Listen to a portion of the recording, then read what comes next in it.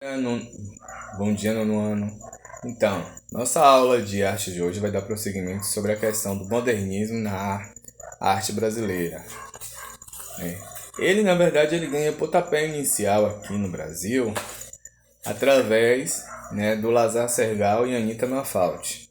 A Semana de 22, ou Semana de Arte Moderna de 1922, como também é conhecida, ela foi resultado de várias movimentações no campo artístico e literário da época, a partir das proposições literárias de Mário de Andrade, Oswald de Andrade, né, Menotti Del Piar, aliados às exposições de Lazar Segal e Anita Malfatti, que por sinal receberam críticas severas da época. Assim teve início, né, uma grande movimentação para uma renovação de estética no campo da literatura, da música, da arte, artes visuais e da arquitetura, como objetivo, na verdade, de expor novas possibilidades de concepções estéticas que criassem, né, um contraponto contra o conservadorismo artístico dominante da época. Um dos grandes, né, figura para essa questão de estruturação da efetivação da Semana de 22 foi o mecenas Paulo Prado. Em sua casa, na verdade, reuniam-se vários artistas e intelectuais, como Menotti Del Piar, de Cavalcante, Oswald de Andrade, entre outros que conceberam o formato da então Semana de Arte Moderna, inspirada, na verdade, na Semaine des Fêtes de la Ville, na França, que ocorreu essa semana. Não, mas estou falando da semana de lá, né? Foi inspirado. Porque a semana de 22 ela foi um marco de rompimento com o academismo e conservadorismo estético predominante nas artes visuais, na música e na literatura, que não tinha grande mudança, né, desde o século XIX. Não existia uma proposição estética única que apontasse, na verdade, né, uma criação artística conjunta. Na verdade, a essência do evento foi o rompimento com os padrões antes criados, né, e criar, na verdade, novas formas de expressões, né, que conjugassem as raízes culturais brasileiras e as novas proposições estéticas estrangeiras, mais precisamente as europeias. Na palestra de Mário de Andrade, na programação de Semana de Arte Moderna, A Escrava que não era Isaura, abordou a necessidade de romper as estruturas estéticas do passado, buscar essências da cultura brasileira, estabelecer um diálogo, né, com as proposições de vanguardistas internacionais. Esse foi o principal, né, movimento estruturado naquela época, na semana de 22.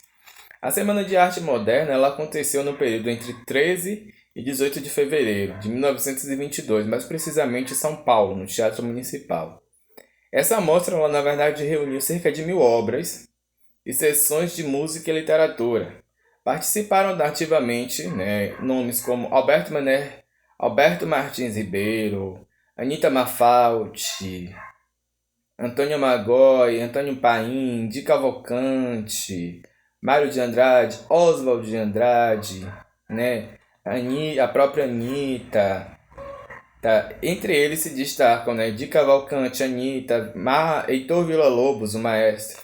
Di Cavalcante, por sinal, ele foi um pintor, chagista e desenhista e também escritor, e foi um dos principais idealizadores da semana. Ele desenvolveu um trabalho que conciliou as proposições da vanguarda com estéticas nacionais. As mulheres brasileiras eram forte fonte de inspiração de Di Cavalcante, né? Já a Anita Malfatti, pintora e desenhista, gravadora e professora brasileira, fazia referência, né? Era uma grande referência, um referencial naquela época sobre o modernismo do Brasil. Ela trouxe e influenciou a ruptura com os padrões estéticos acadêmicos e suas exposições em 1917 posicionou a realização da Semana de 22. Isso. Victor Brecheret, ele é o escultor modernista responsável por 12 obras da exposição da Semana de 22. Estudou na Itália, na França, onde entrou em contato, né, com Constance Bourset e se tornou uma das principais referências para o artista, né? Era também admirador, era admirado por Oswald, Mário de Andrade, Menotti de Pierre. Mas não podemos também esquecer de uma grande pintora modernista, tá? Né? Que é nada mais nada menos do que Tarsila do Amaral. Tarsila do Amaral, ela pintou vários quadros, entre eles um dos mais famosos é Abapuru, né? E também tem um manifesto antropofógico, né? Da questão da antropologia, a qual os indígenas mais antigos faziam, né? Acreditava-se. Oswald de Andrade foi um dos principais escritores do nome do modernismo e foi ele, inclusive, que escreveu o manifesto, né, antropofógico. Mas também não podemos esquecer Heitor Villa-Lobos, músico, compositor, maestro, que também participou da Semana de 22. O modernismo está presente nas pinturas de Cândido Portinari, na arquitetura de Niemeyer e nos versos de Carlos Drummond de Andrade, tá bom? Qualquer dúvida sobre a aula de hoje é só perguntar. Tchau, tchau. Forte abraço.